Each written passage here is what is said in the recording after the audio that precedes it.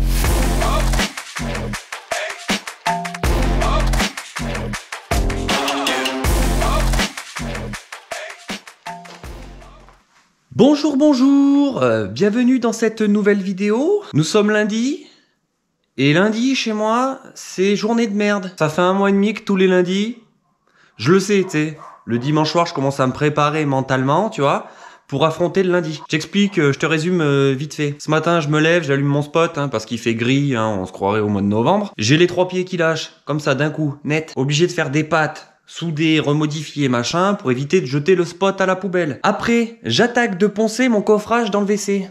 Et là, j'ai pas ma ponceuse qui lâche. Malheureusement, elle est décédée, nous l'enterrons demain dans l'intimité. Du coup, j'ai plus de ponceuse. Donc, je me suis tapé de poncer le coffrage à la main pour pouvoir mettre la 3e couche d'enduit que je viens de mettre à l'instant là. Et, du coup, je vais pas poncer toute la baraque à la main, t'imagines bien. Donc, je viens de faire un investissement assez douloureux. Je viens de me commander la ponceuse Mirka. La Rolls-Royce des ponceuses.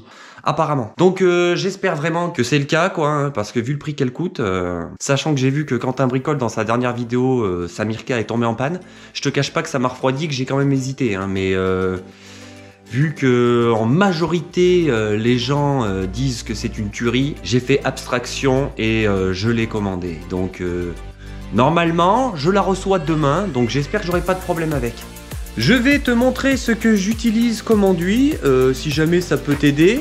Donc moi, pour l'encollage et la charge, j'utilise du PR4 de chez Placo. Et pour la finition et ratissage et 3e passe, etc., tu m'as compris, j'utilise le Bagarre Airless. Donc c'est pas mal parce que c'est du prêt à l'emploi. Je crois que c'est 26 € le pot. C'est pas très cher, je trouve. Tu peux l'utiliser au rouleau pour faire des ratissages. Tu peux l'utiliser au pétard. Et tu peux l'utiliser au couteau comme je viens de faire à l'instant.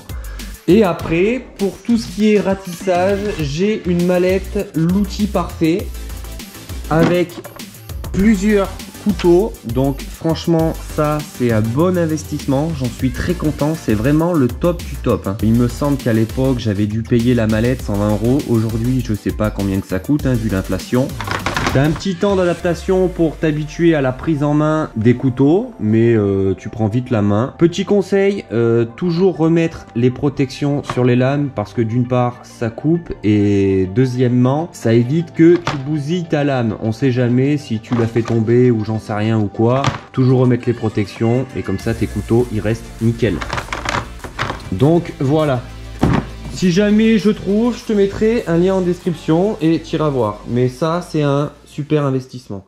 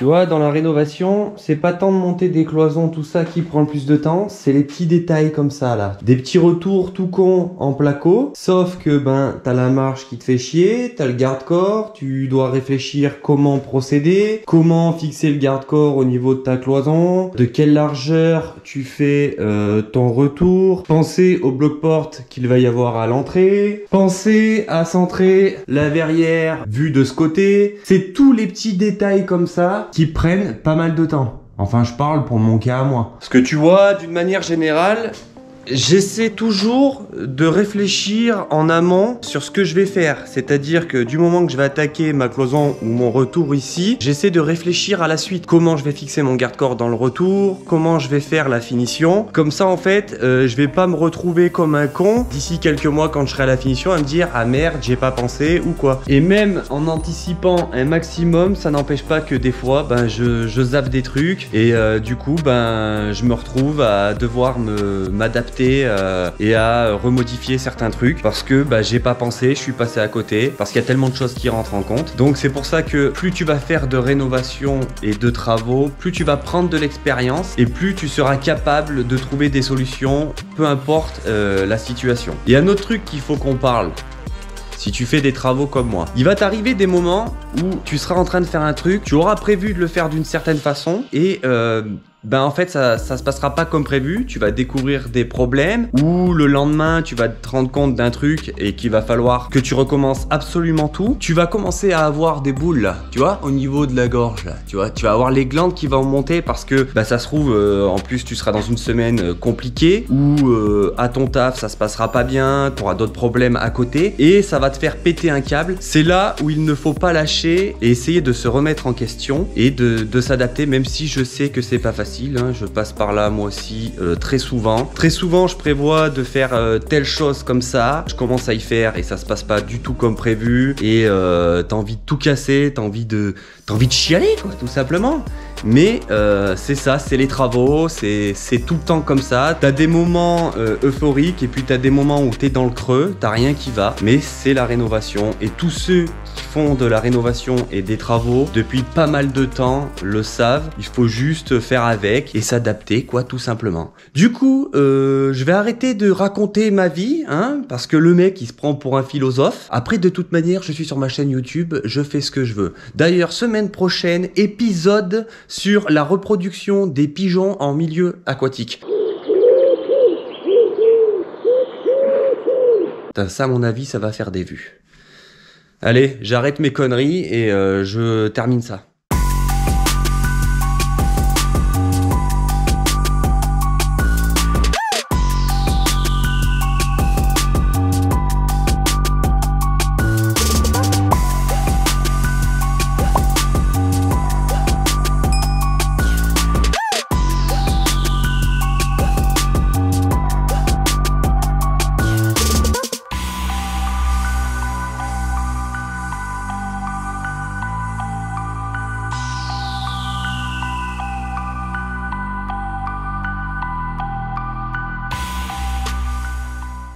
Alors là, tu vois, je viens de percer mes 2 trous pour fixer mon garde-corps dans mon retour en placo. Donc, si tu te demandes pourquoi le trou n'est pas centré sur le tube, c'est par expérience. Généralement, ces tubes-là, il y a une soudure à l'intérieur. Quand tu perces et que tu tapes dans la soudure, ça t'éclate, tout est foré, ça perce de travers. Donc, j'ai volontairement décalé le trou, sachant qu'on s'en fout parce que le garde-corps sera peint en noir et il y aura un bouchon. Regarde ce système inventé par la NASA pour mettre le garde-corps de niveau.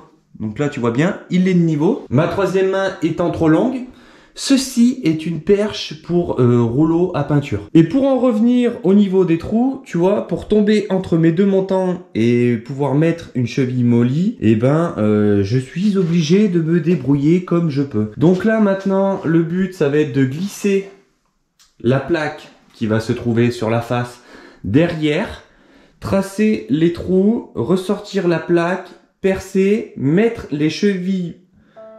Ah, il est con le gars, il va pas pouvoir les rentrer.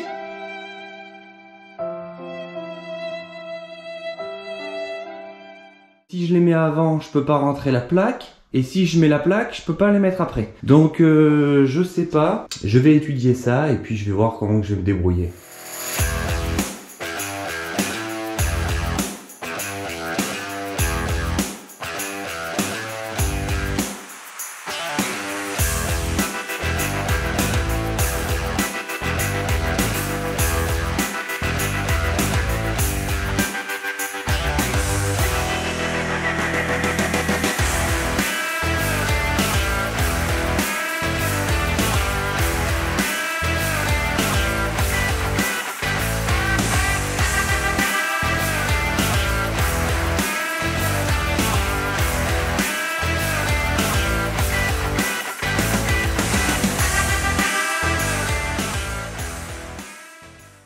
Incroyable.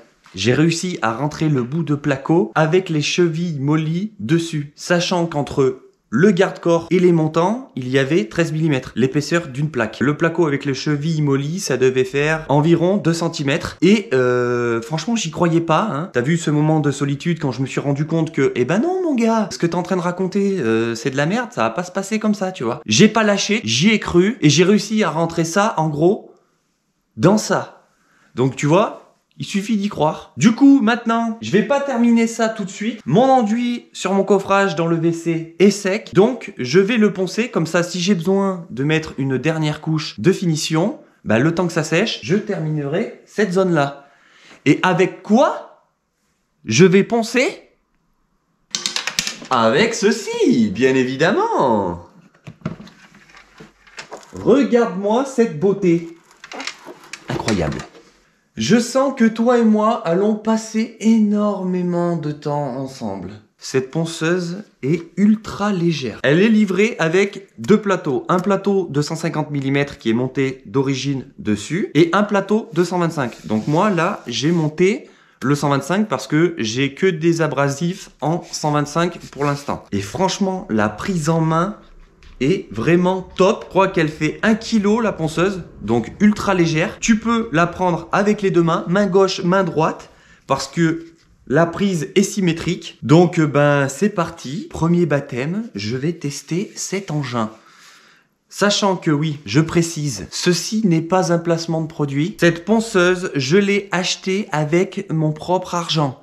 Voilà, je te cache pas que j'aurais bien aimé que Mirka m'envoie cette ponceuse, hein, gratos. Je vais pas te mentir, ça m'aurait fait extrêmement plaisir. Mais non, non, je l'ai financé moi-même. Voilà.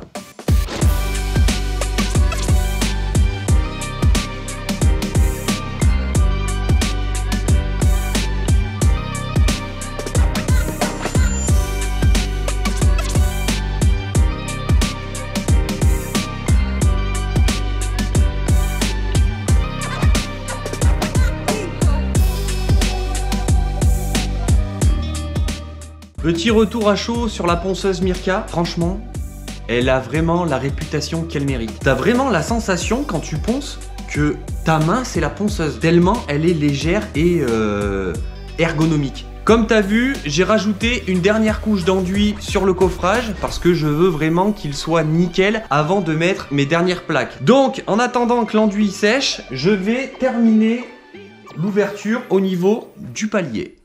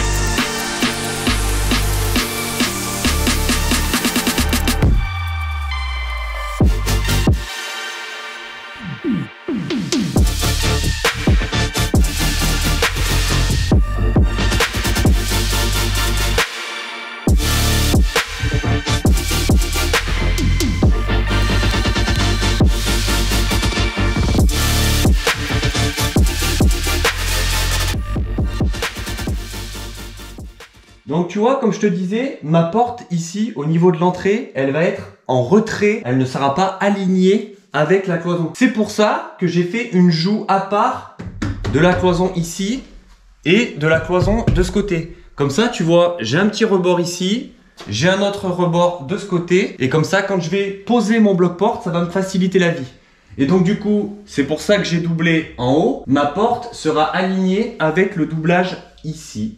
Et donc du coup, ce sera nickel, sachant que je ne sais pas si la porte, je vais la fabriquer dans mon garage ou si je vais la fabriquer directement sur place. Sachant que moi, j'aime bien fabriquer les choses sur place, au moins c'est à la bonne cote et tout est nickel. Mine de rien, tu vois, ça m'aura quand même pris un peu de temps pour faire ce petit retour en placo et terminer tout ça. Bon là au moins je suis tranquille. Au niveau du placo, la cage d'escalier est terminée. J'ai fait les trucs les plus chiants parce que ça fait partie des trucs les plus chiants à faire. Hein. C'est pour ça que ça prend quand même pas mal de temps. Et moi quand je bosse, j'aime bien, comme je te disais, avancer par zone. Là mon placo il est terminé. La prochaine étape au niveau de cette zone là, bah, ce sera les bandes à joint, l'impression et la peinture.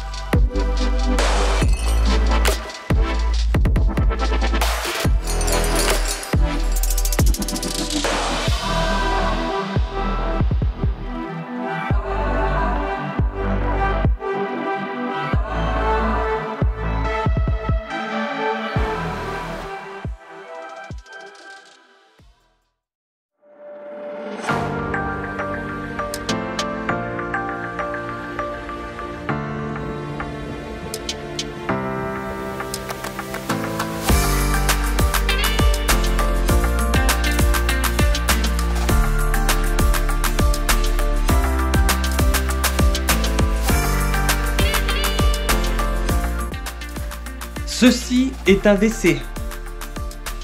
Dis-moi ce que tu en penses en commentaire. Sachant que ça, c'est un WC, je te laisse imaginer ce que je vais faire dans la pièce de vie et dans les autres pièces de la maison. Ceci est un bon argument pour que tu t'abonnes à cette chaîne YouTube, si tu n'es pas abonné. Je vais m'arrêter là pour cette vidéo. On se retrouve dimanche prochain. Ciao!